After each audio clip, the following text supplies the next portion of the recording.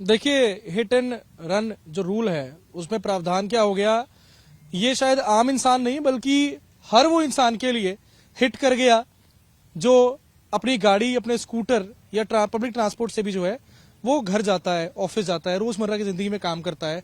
और रन तो अब नहीं कर सकते क्योंकि जब गाड़ी नहीं चलेगी तो आप रन नहीं कर सकते, सिर्फ पैदल रन कर सकते हैं।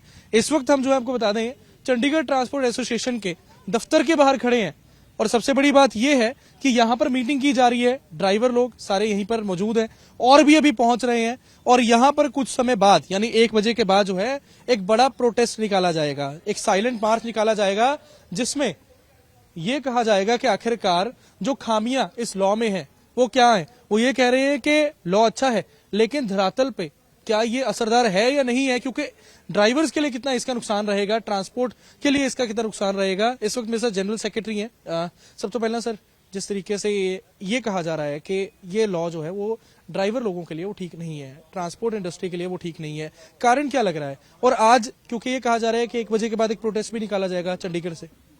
बेसिकली ये जो लॉ है ये सिर्फ ट्रक ड्राइवर्स के लिए नहीं है, ये ऑल ओवर इंडिया में जितने भी ड्राइवर्स है, चाहे वो कार का ड्राइवर है चाहे स्कूटर का ड्राइवर, सबके लिए है।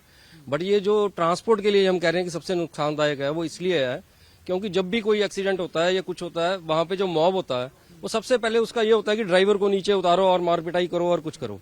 अगर किसी केस में ड्राइवर ये सोच ले कि मैं जिसके साथ मेरा मिसहैपनिंग हुई है, चाहे गलती किसी की भी हो, ड्राइवर ये सोच ले कि इसे मैं हॉस्पिटल ले जाता हूँ या कुछ ले जाता हूँ, तो जब तक वो वापस आएगा ना तो उसे उसका ट्रक मिलेगा ना सामान मिलेगा।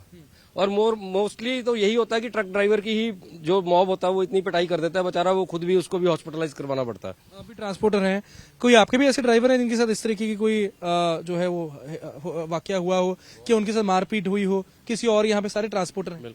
बिल्कुल सर, ये तो रूटीन वर्क है। यहाँ इतनी 400-500 के आसपास ट्रांसपोर्टर है, किसी ना किसी ट्रांसपोर्टर के साथ ये रूटीन में मिसहैपनिंग होती है। तो जैसे ही हमें किसी भी ट्रांसपोर्टर को कॉल आती है तो हमारे सबसे पहला यही कंसीडर करते हैं कि कंसर्न होता है कि हमारा ड्राइवर है वो सेफ रहे। हम उसे खुद कहते हैं कि तू थोड़ा आगे पीछे हो जा, 15-20 मिनट आधे घंटे में हम कोई ना कोई इंतजाम करके देखते हैं जगह को। तो इसमें जो और एक जो प्रोविजन जोड़ा उन्होंने 7 लाख वाला, 7 लाख वाला, वो अभी तक समझ नहीं आ रहा कि वो कौन देगा, उसको कौन भरपाई करेगा उसकी। अगर ड्राइवर के पास 7 लाख रुपया खुद के पास ही हो और वो 5,000 की या 7,000 की नौकरी करे तो वो नौकरी जॉब करेगा ही क्यों?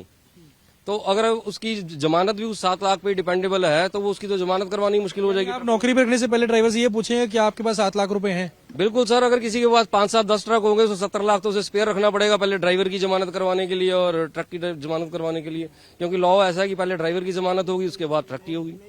तो प्रॉब्लम तो ये है ही है।